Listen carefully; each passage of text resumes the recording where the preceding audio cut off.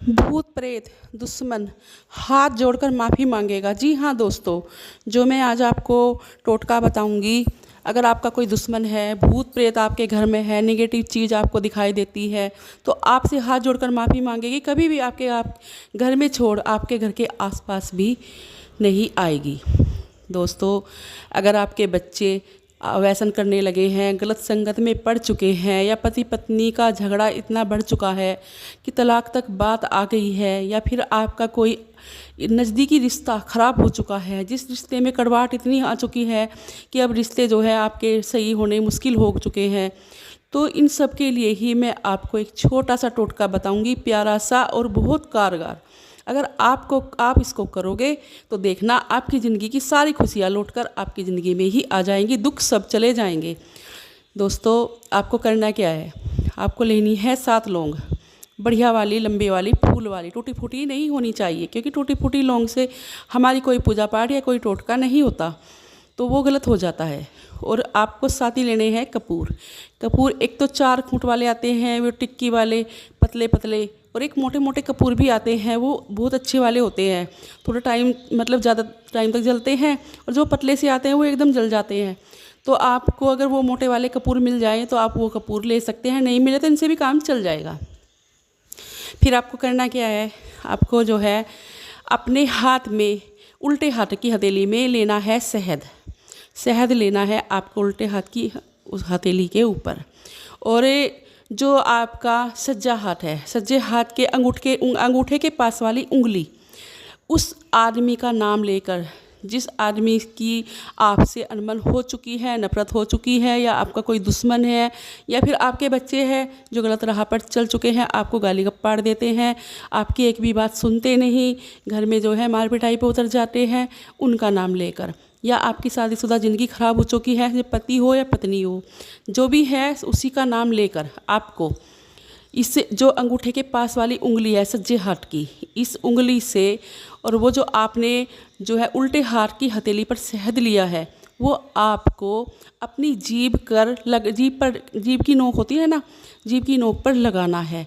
उस आदमी का नाम ध्यान करते हुए इस उंगली से आपको जो है उस हथेली पे से, मतलब इस उंगली से जो है हथेली पे से शहद लेके उंगली पे और अपनी जीभ की नोक पर लगाना है।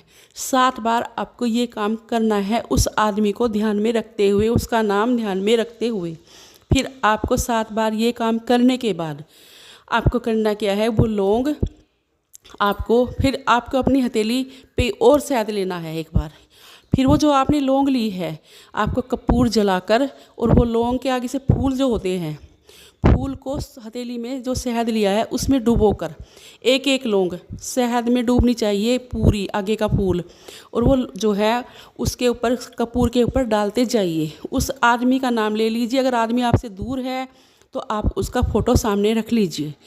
तो आपको वे जो है कपूर एक एक करके, सातों की सातों कपूर शहद में डुबोकर, आप उस पे कपूर के ऊपर, मतलब लौंग आपने ली है, वो शहद में डुबो कर कपूर के ऊपर डालनी है। तो पहले आपको जो है, जैसे आप सारी लौंग सातों की सातों डाल दोगे, वो लौंग आपकी जली नहीं तो कोई बात नहीं, अगर लौंग नहीं जली तो आप कपूर और ज़्यादा बढ़ा दीजिए। पर आपको जो है लौंगों को, सारी जो 7 की 7 लौंग हैं, उन्हें जलाकर उनकी राख बनानी है, अच्छे से उनकी राख आपको बना लेनी है। और फिर उस राख को आपको मसल के बिल्कुल बारीक कर लेनी है, बारीक पतली करनी है।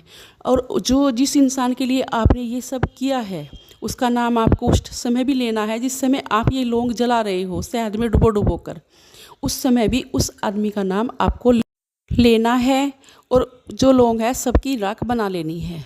और ये कार्य आप जो है शनिवार की शाम को भी कर सकते हैं, मतलब 7 बजे के बाद, या फिर आप जो है इस कार्य को मंगलवार को कर सकते हैं। मंगलवार का दिन भी बहुत अच्छा रहता है, आप मंगलवार को भी इस कार्य को कर सकते हो, वो भी शाम के समय।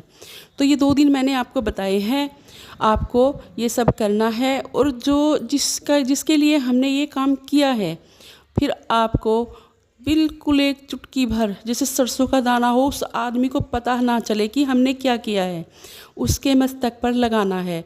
देखो, अगर वो मस्तक पर आपने ना लगवाए, आप मतलब भभूत का नाम लेकर लगवा सकते हो, पूजा का तिलक भी बता सकते हो कि ये पूजा का तिलक है, ये भी बता सकते हो। अगर वो किसी तरह से भी आपकी बात ना माने तो आपको करना क्या होगा, जब वो रात को सोएगा, आप जिस तकिए पे सोएगा वहाँ पर आप ज़रा सा तिलक लगा देना। जैसे ही उसका सिर उस तिलक के ऊपर पड़ेगा वो वहाँ से भी असर कर देगा। या फिर आप एक चीज़ और भी कर सकते हो, अगर वो मस्तक पर नहीं लगवाना चाहता और वो रात को आकर सो जाए तो आप उसके शरीर पर कहीं पर भी बिल्कुल धीरे से, उसको पता ना चले, एक सरसों के दाने जितना तिलक लगा सकते हो। देखना आप बहुत जल्द आपको असर नज़र आएगा। वो आपकी इतनी बात मानेगा कि माफ़ी मांगेगा, कभी हरकत नहीं करेगा। अगर आपके रिश्ते टूट रहे हैं, रिश्तों में प्यार हो जाएगा।